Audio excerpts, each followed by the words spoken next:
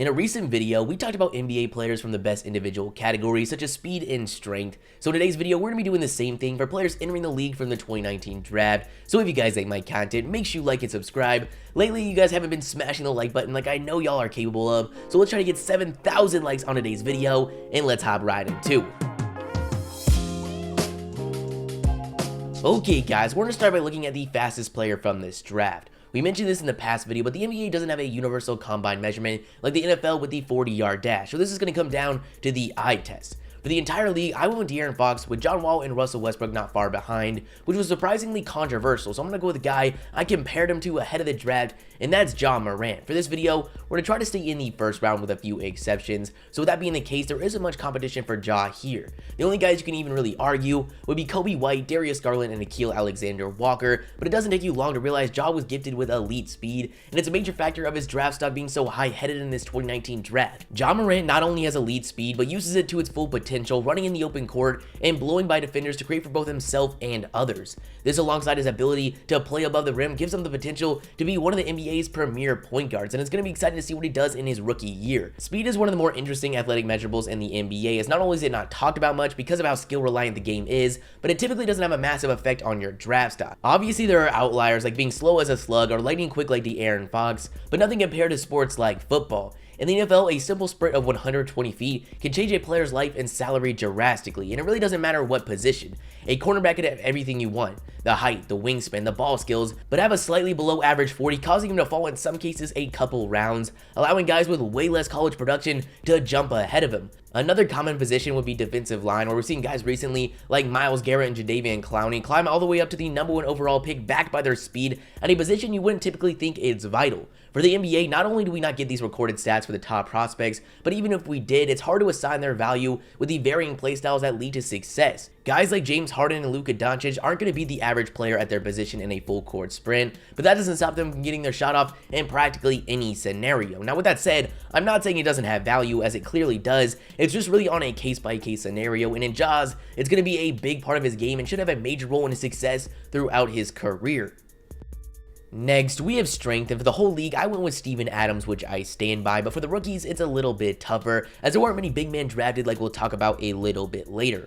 Ultimately, I have to go with a pretty obvious one, and that's going to be the #1 pick, Zion Williamson. There really isn't any other player you can argue here unless you expand our options to the second round, where you have a 6'4" Admiral Schofield who has the strength to play in the front court. But for Zion, he's a 285-pound wrecking ball of strength. His strength has been very evident and well reported since his days dominating at Spartanburg Day. His strength without sacrificing in really any other area is what gets you excited about his potential to succeed immediately. We know what it'll do for him on the offensive side, being able to bully guards and hold his own against the towers of the league, but the same thing applies on the defensive end, where Zion has the potential to be one of the most versatile players we have ever seen. Zion is unlike any other player, and I'm excited to see what he does next season. But while we're on the topic of Zion Williamson, we might as well talk about the best jumper from this class. Zion is a freak of nature, the guy we are deeming the best jumper we just talked about as the strongest. That is pretty crazy to think about, but as we've talked about in the past, Zion actually credits a lot of his strength and added weight to his insane ability to jump out the gym. Now, Zion's leaping ability is very evident from just a few minutes of watching him, but in practice before his freshman season at Duke is what gives us confidence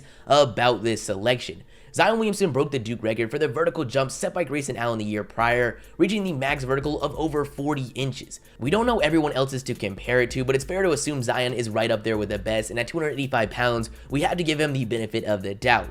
We talked about the value of speed in terms of draft stock, but vertical ability is a whole nother story. Obviously, it's not necessary to have a 40-inch vertical, but it sure as hell won't hurt you. Just looking at some of the NBA's best, such as Michael Jordan and LeBron James, they both had some of the best verticals we have ever seen. For the shortest in the first round, we have Darius Garland, one of my favorite rookies going into this season. At 6'2", you can't help but think of Kemba Walker or Kyrie Irving when watching him. His ability to create off the dribble with lights-out shooting is what made him a top pick in the draft of the Cleveland Cavaliers, even with him only playing 3 games at the college level. The Cavaliers have an interesting case on their hands, with both him and Sexton projected to share the backcourt, but at least they're in a situation where they have time to figure things out. Garland is what you want to see in a modern-day point guard prospect. Just like last year with Trae Young, teams are eagerly trying to find the next point guard that's going to give teams nightmares beyond the arc, and that's exactly what Garland has the potential to do, which is why his height isn't much of a concern, especially considering I don't think anyone's expecting him to make an impact on the defensive end really at all. For the whole draft, the shortest is going to be 6-foot point guard Carson Edwards, who after an impressive outing in the NCAA tournament, went in the second round of the Boston Celtics, where he made a name for himself almost immediately. In this year's Summer League in Las Vegas, he went out and averaged 19 points per game while shooting 46% from downtown. Just like Garland, don't expect him to do anything outside score the ball, but that might be just what the Celtics need behind Kemba Walker next season. Next, we have the tallest, where this draft really lacks, as only 2 centers were taken in the first round, with Jackson Hayes at number 8 to the Pelicans, and Goga, not going to try to pronounce his name, 18 to the Pacers, who's actually the tallest in the first round at 6'11". But if you expand to all rookies, you do have Bol at 7'1", and Taco Fall at an insane 7'7". Taco Fall went undrafted in the 2019 draft, but after an impressive Summer League performance, managed to land a contract with the Boston Celtics. But looking at guys from the first round, the Georgian center Goga has been playing professionally since he was 16. His 2.3 blocks a game in the EuroLeague is what made him a top prospect, but shooting over 36% from 3 on his European career is what gets you excited about his NBA potential. Whether he's playing alongside a similar skill set Miles Turner, or as the defensive anchor for the second unit, I think the Pacers made a solid pick, and personally feel he was overlooked in this draft.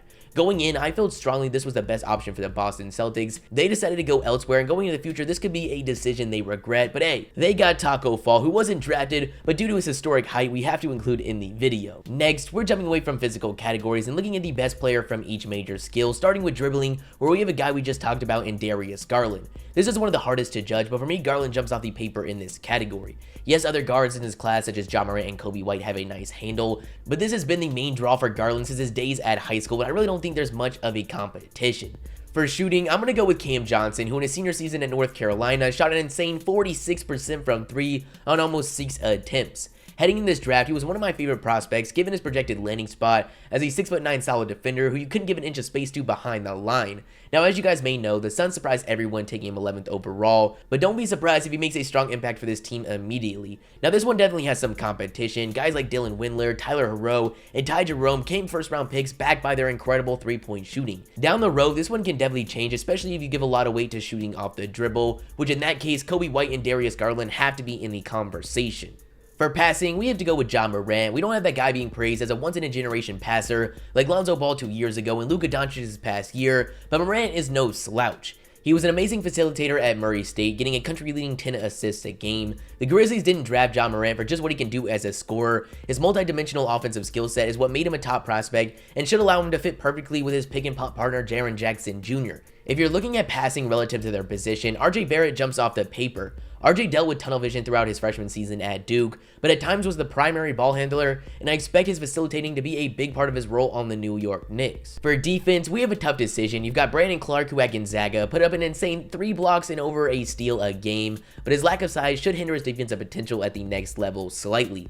The 20th pick to the 76ers, Matisse Thybulle, has to be in the conversation as he averaged 3.5 steals and over a block a game in his senior season at Washington, but he's going to have to be a reliable 3-point threat if he wants to get on the court for the 76ers. For this category, I'm leaning towards the 4th overall pick to the Atlanta Hawks, DeAndre Hunter. His defensive stats don't blow you away, but that doesn't tell you the full story. He was a huge part of Virginia's championship run and took home ACC Defensive Player of the Year in his sophomore season. He is everything you want to see in a defensive prospect, the size and length, standing at 6'7" with a 7'2" wingspan to go along with elite athleticism and lateral quickness. If you had to put money on one player from this class becoming an all-defensive player, Hunter is 100% your best bet.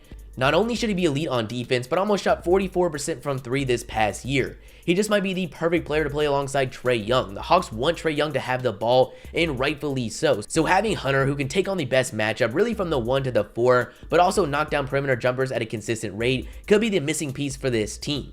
Lastly, we've got age, and for the oldest in the first round, we have a guy we talked about earlier in Cam Johnson, who is currently just over 23 years old as he was a 5th-year senior at North Carolina. This is a big reason people question the Suns grabbing him at 11, and fans won't give him much slack for a slow start to his career. Expanding to the second round, you have Kobe Martin and Mario Shayok, who are just a couple months older than Johnson. For the youngest player in this class, we have the 15th overall pick to the Pistons, Sekou Doumbouya, who turned 18 just 5 months ago and won't turn 19 till 2020. We usually see the youngest player in the draft be from overseas, as the eligibility for foreign prospects is a little bit different. It's pretty crazy seeing that a lot of players entering the league now are 2000s babies. But that's the video, guys. You guys tell me your thoughts in the comments below. I want to know your top rookie from every category, and if you like the video, make sure you like and subscribe, and the shoutouts are gonna be Samson Mines, Alpha, Tommy Nichols, Hector, and Jammy. If you guys want to shout out in the next video, all you gotta do is like the video and comment like the rep notification gang, and I'll shout 5 you guys out. With all that being said, hope you guys have a great day,